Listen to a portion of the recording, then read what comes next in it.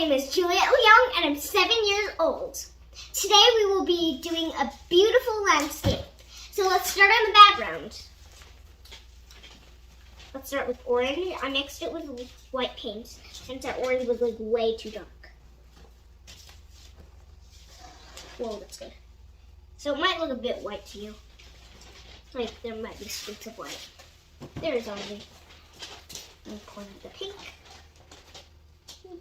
Whoa, whoa, whoa. Okay, pink, that's enough. That's a lot of pink. That is a lot of pink. Okay, that's a lot of white. That's good. Blue. So I put some white in the middle of colors because sometimes I don't have enough room. Or I have enough room, but like too much room.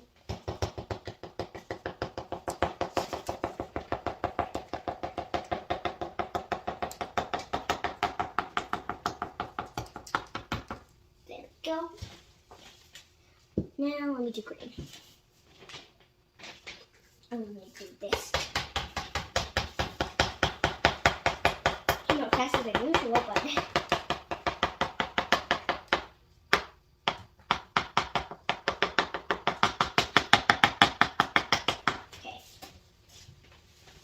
Okay, now I'm going to do the background. My brushes. Okay, so let me start with orange. I love painting with two hands. It's one of my favorite things to do.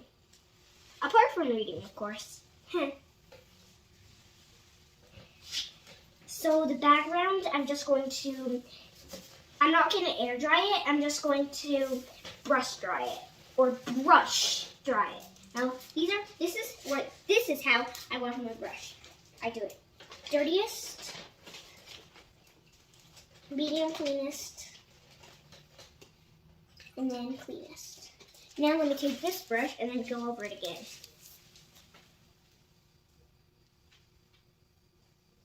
I can't really see the pink, but that's okay. Sometimes when I do backgrounds, there's like these lines like that.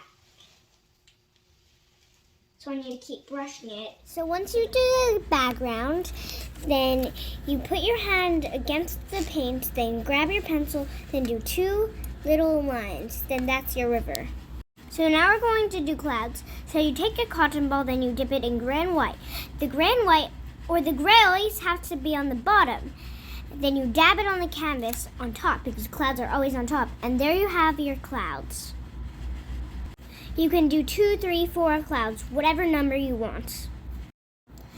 Most of the time I do 3 clouds, but sometimes I do 2, and most of the time I also do 4. So now we're doing the trees. So we're doing light brown and very dark brown. I'm ambidextrous, so I'm doing it with both hands, but you can paint with one hand at a time. So the trees are just like you dip the brown and then the light brown. And then you just go up to however tall you want, and then it needs to be some medium, some small, because trees aren't all the same size. And why you use so many colors of brown and black, because one tree isn't the same color. And there's also shading, but you don't really need to use black because black is a really dark color, so it's best if you don't use black. And there you have your trees. There you have your tree trunks, not trees. So this is the reason that I don't do trees on the ground, because it gives a sense of 3D. So I put the trees sometimes above the ground or above the green grass. So it gives a sense of 3D, meaning that some trees are further away and some trees are closer, like what I'm doing right now. But if you are ambidextrous, then you definitely can use two hands. Then that makes you twice as fast.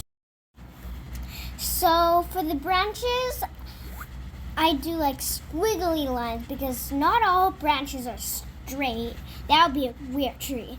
And I use a smaller brush for the branches because the branches, like, they're way tinier than the tree, or they're way, like, thinner than the tree.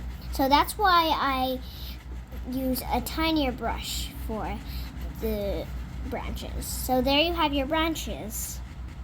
I use the same color, the dark brown and the light brown for the branches. I don't use black.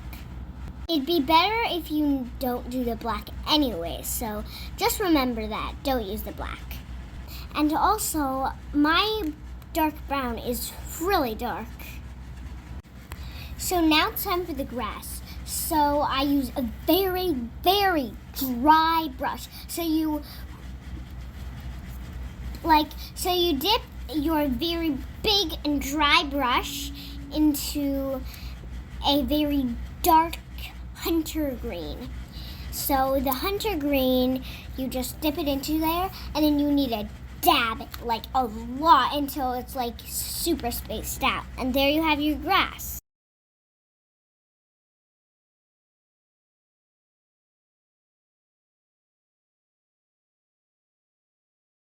Now we're doing the river reflection. We already did the river. So how do you do the river reflection is you dip a tiny fan brush into a really watery white. So you just do science and you test out which white is best, or which watery white is best. So I did that, and then I just kept on testing and testing, and then that was all good.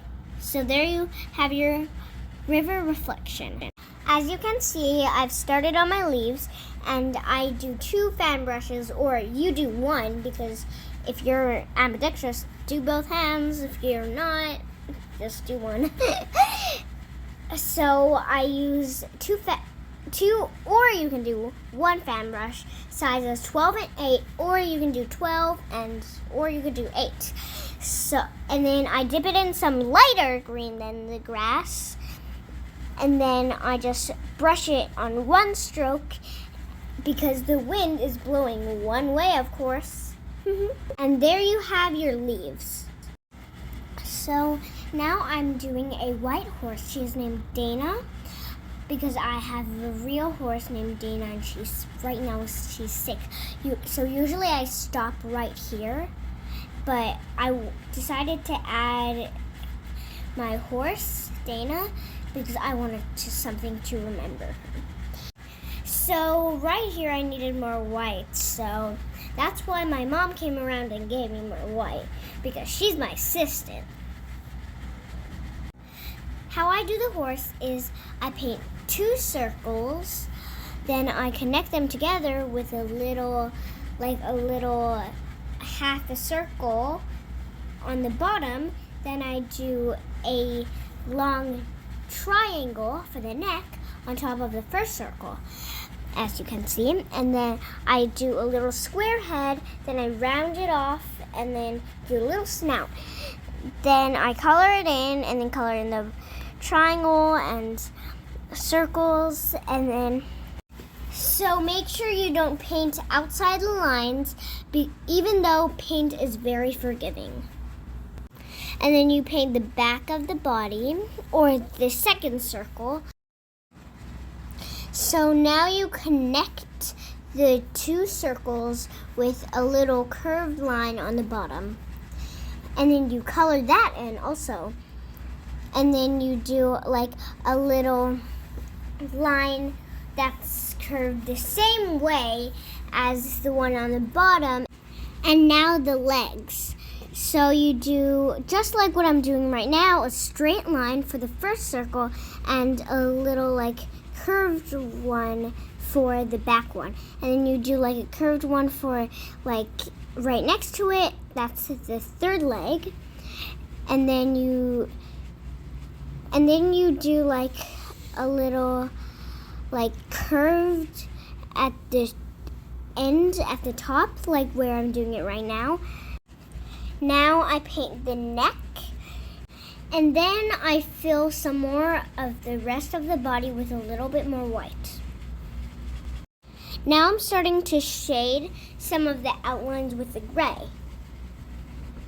And I stand back and take a look of how my horse looks. And then I try to blend the gray and the white together. And how you blend this is you just paint until you like how it looks. Focus on the outline on the bottom of the horse. So like the neck, the body, the legs, importance, the belly, the back, everything where you think there are shadows. So you keep going until it looks real or cute or whatever you want it to look like.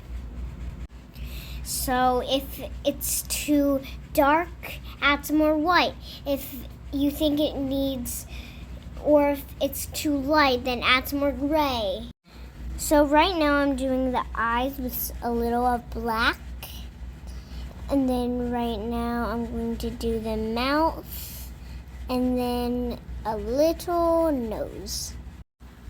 So now we're doing the ears. So we take the same little paintbrush or another little paintbrush, it's better, and then we do the tip and then we do a little triangle.